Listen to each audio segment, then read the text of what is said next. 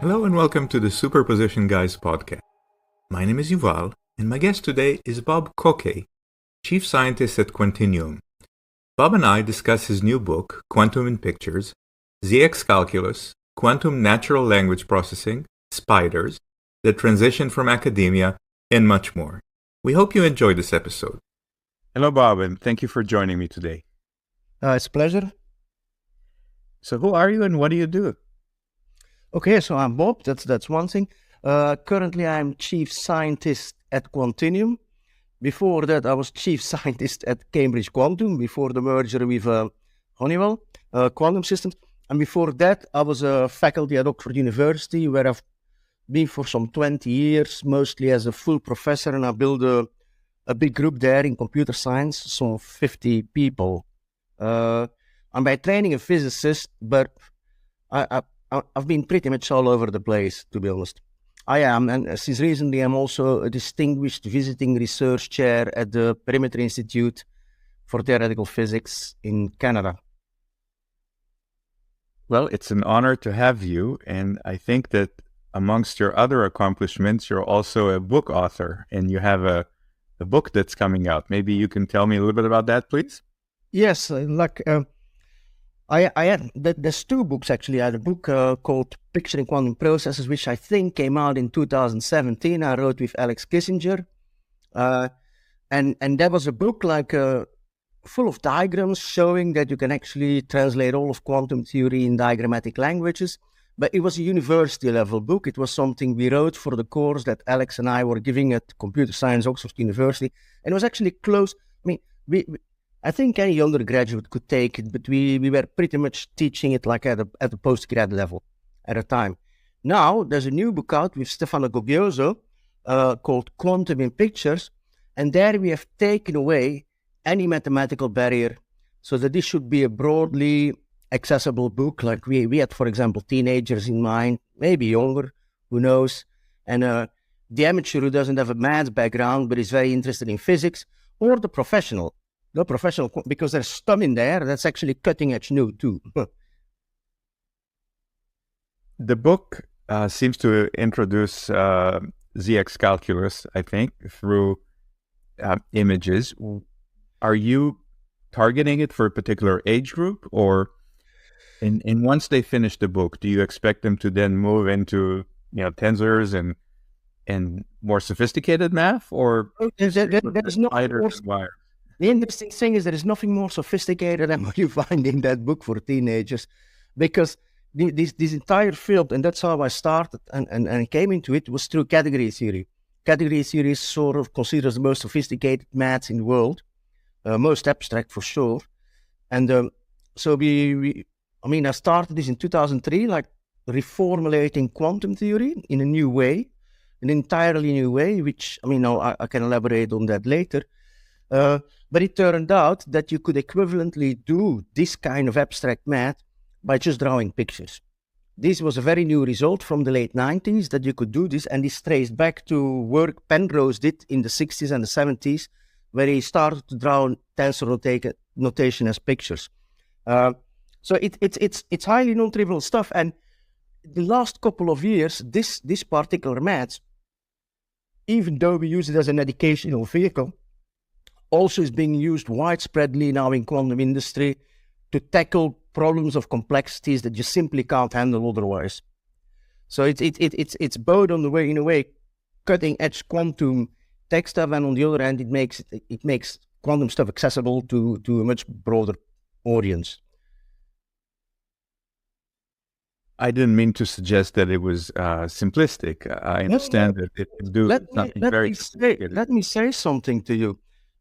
Like the community, the international community, quantum computing community, they were very suspicious because it looked simplistic. They said this is never going to be useful for anything. And okay, the quantum computing companies, when they had to start dealing with complex problems, they kind of realized that this was like the perfect language to do so. Like, for example, in a company like PsiQuantum, which is the biggest quantum photonics company, it's spoken language now. This is the language they speak there. And the cherry on the cake was a few weeks ago when Peter Shor, the person who came up with the factoring algorithm and all that, published a paper on the X calculus saying how good it was and all that. So, so it's taken the community a while because people just couldn't believe that something looking that simple could ever be useful for something important. So, and in the book, you introduce quantum gates as spiders. Is the spiders terminology used in academic research as well, or do they start calling it something else? We start to use this term already in the previous book, which is a little bit more academically, so to say, and we start to mostly people now use them in academics everywhere where they're dealing with this structure. So that's a word which has stayed more or less. Now there's a good reason for that, because the official previous technical term, which you would find in my early papers, is I'm trying not to get it wrong because it's not easy. Dagger special commutative Frobenius algebra, and actually Frobenius algebra is even you said Dagger special commutative Frobenius monoid, something like that. So I mean it's kind of mouthful, you know, and it's not very convenient, and so people just went to spiders. And through this diagram, it seems that it's easier to simplify quantum circuits and to optimize them so you get fewer gates and lower depth of the circuit. Is that correct? Yes. So basically what happens there is like quantum circuits are typically made up of like single qubit gates or 2 qubit gates. And then what the X calculus does, it breaks your 2 qubit gates up in smaller things, which is typically a C0 or something like that, your 2 qubit gate, which is much more easy to reason with than the gate as a whole. So you break something that's quite complex into 2 pieces, and these 2 pieces turn out to be very simple. And then you can show that also the phase gates and all that sort of come naturally with these pieces. So you end up with a little graph calculus, and it makes circuit simplification much easier.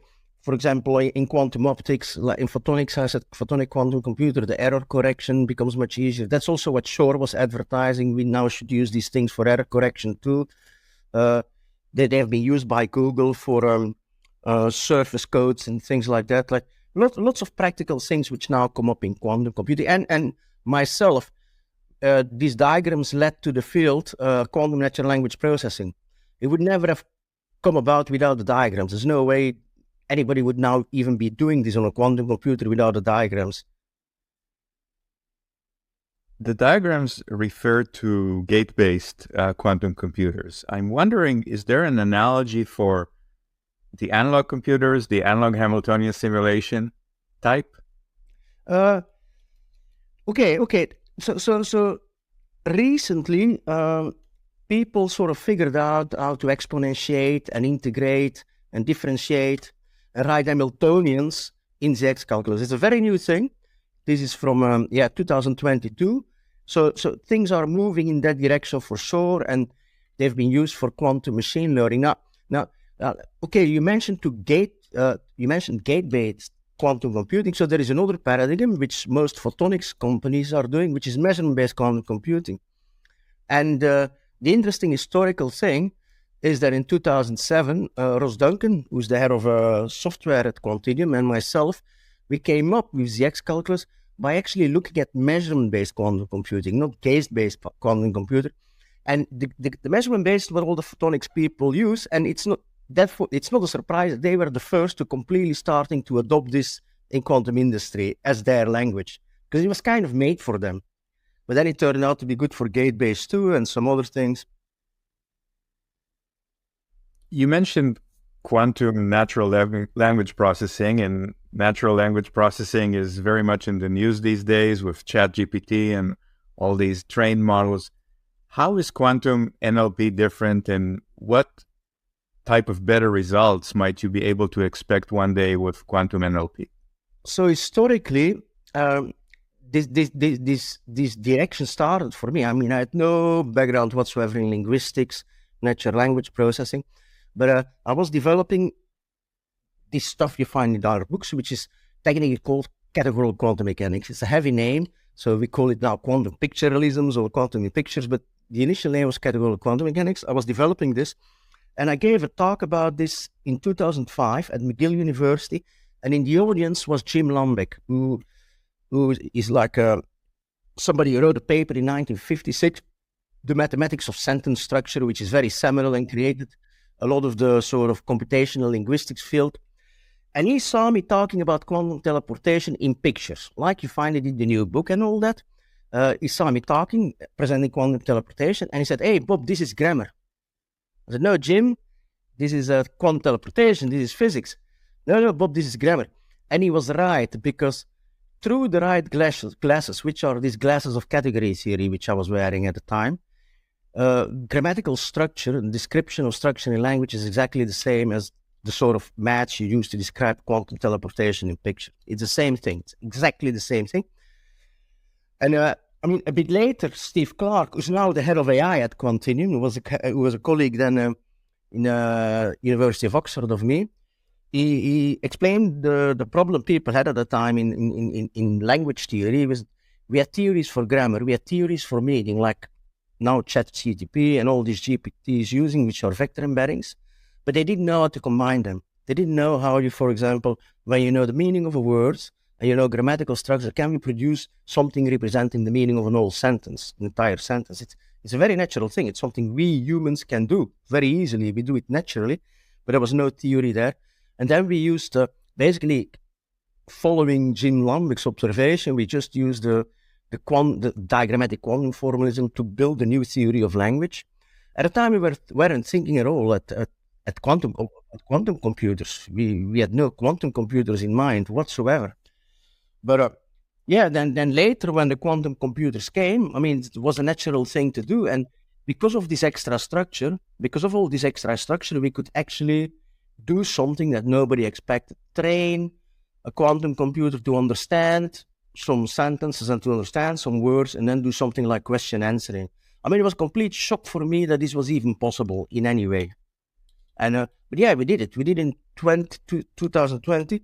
And what we're hoping to do is to bring back a little bit more structure in AI or machine learning or whatever you call it, because at the moment it's just these black box things. Nobody know what's happening actually. I mean, it looks all very impressive in the way it can simulate how a person would speak. So it's very, very impressive, but we don't understand how it goes. And I mean, there are also issues whether you could imagine whether such a thing could actually ever be creative in some way. And these are the sort of, I mean, a lot of the machine learning field, AI field, is now going into the direction of, we probably need to bring in some more structure again, because we can't just go brute force all the way.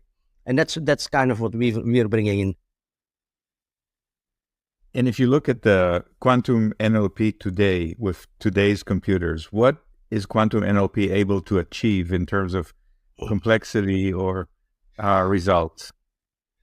Oh, so, I mean, the latest published experiments were done by IBM, because there's like 2 or 3 teams IBM now doing our form of QNLP. And what they did is what they call mid-scale machine learning. So it's not large scale, yes, but it's mid-scale yet, and the results are really good. Like, we get nice convergences. Of course, the scale is not big enough to do what we actually hope that we can really be so much better at than what current machine learning does, and that's the really deep understanding of sort of a text or something. Genuine deep understanding of a text. Like long-range correlations, they're really bad at the moment, the language models. They're good at and also they don't update, they're very static. Like ChatGPT doesn't know what happened in the last 2 years or something like that, or last year and a half. I can't remember exactly the date, but and our systems would naturally update all the time, so they would be different. So we're expecting a lot of advantages, but for that scale we need a lot bigger machines. But something I didn't say is so we had this nice theory, but we were struggling on classical machines because it's quantum models. So just like chemistry, just like materials, they want to sit on a quantum computer. So that was a problem we had at the time. So it's an interesting area where you expect the same advantages as quantum chemistry and quantum materials, but we're not talking about quantum substance. We're talking about like language and more general. We're doing more general cognitive stuff too, like and then going to more general AI and things like that. So it's not just that we restrict ourselves to language, but yeah. As chief scientist at Quantinuum, what else are you working on, if you can tell us? What I am working on, I just published a book. So the main thing I've been working on the last year and a half, which may sound a bit weird, is really on new theories of languages beyond the one we came up with in 2008 and 2009. And we got a new language formalism. We put out a blog post, I think 1 or 2 weeks ago. It was like a Medium blog, and it was something called like Looking for University of Language. And so by actually working with these quantum computers, we actually had to turn a language, which is normally written on a line, into a circuit, into a quantum circuit. So we turn something one-dimensional into something two-dimensional. And then by doing this properly and getting all the mathematics right, we discovered that in doing so, differences between languages, like how your words would be differently ordered in one language as in another language, and your punctuation would be completely different, that all these differences vanished when we went to these circuits. So we kind of found something underneath language which seems to be much more universal than whatever we speak. And also stylistic differences vanish, and so that's something we're working on a lot now, because it's a completely different thing. And also today at my office downstairs, Eduardo Miranda arrived. So Eduardo Miranda is somebody who's been playing around with quantum computers to do music. I mean, I've been doing this before with him too. We created something called Quantinuum, which was like a way to generate music with quantum computer of a certain genre. Again, small scale, but we did it. We actually produced general new music with a quantum computer. And then a very funny thing happened, like this became number one on some classical charts. So, so anyway, this is what we're going to work a little bit on this week too, like with Eduardo, so doing some more quantum music. Yeah, I mean, I'm doing lots of stuff actually. Too much, it keeps me awake. And I've had Eduardo on this podcast as well, so I enjoy his training. Absolutely. You made the transition from professor to industry, and it must be different. Is that a path that you would recommend for others? That's an interesting question. And the thing is, you should have asked me this question before I did it, record my answer, and then ask it now and record my answer. And they would be very different. I can tell you that. So, I was a very long time in academia. And I've got a feeling now that I've actually regained academic freedom, which may sound contradictory to what most people would tell you, but I actually have a lot more freedom now. Just to say, this book, which came out now, I've been trying to finish with Stefano for many years at university. I just couldn't find the time or support. And now it's published by Quantinuum with a lot of support. We got a lot of support for a publication of this book. So interestingly, initially, I mean, I mentioned that there was some sort of skepticism in the community about whether this stuff would be ever useful. So the reason we initially started to write this was to set up an experiment in which we would take, on the one hand, Oxford University students taking a regular quantum course, and on the other hand, teenagers learning from this book, and then give them the same exam and see who outperforms who.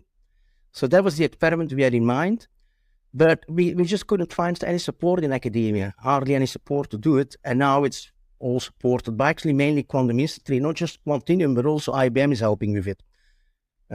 So industry is much more keen for things like this book, which is all about inclusivity, and than you would actually find in academia, which is very interesting.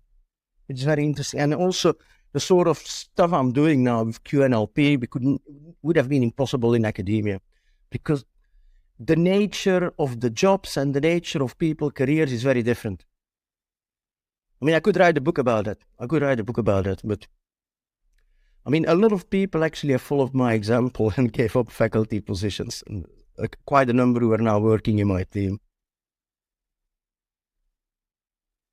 When you look at the advancements in the quantum industry, obviously Quantinuum has a lot of resources, but the industry as a whole has more minds and more money and more directions that are working on. What would you like to see other companies in the industry doing that they're not doing right now? Oh, and I mean, what I've noticed is at least with a good chunk of the industry, they're actually collaborating a lot more than you sometimes find in academia, where universities are competing against each other for rankings. People are competing against each other for getting the paper the first time out and things like that. So, I mean, something that surprised me is really this collaborative edge, and that's something that needs to continue. And some companies aren't as collaborative as other ones. Let's put it like that. And some companies are very, very honest in what they're doing and very, very straight. And these are typically the big ones who are not necessarily funded by venture capital. So sometimes those funded by venture capital, by no means all, they kind of give the whole field a bad name by saying things they shouldn't be saying. And there's maybe a little bit too much of that. But on the other hand, if you, for example, look like the video of Tony Utley at Q2B, you get the most honest and direct representation of what actually is going on at the moment, for example, in Quantinuum, and what we can do, what we can't do, what we expect. So, and a lot of people are like that. Very good. So I want to end with a hypothetical question. So if you could have dinner with one of the quantum greats, dead or alive, who would that person be? Huh.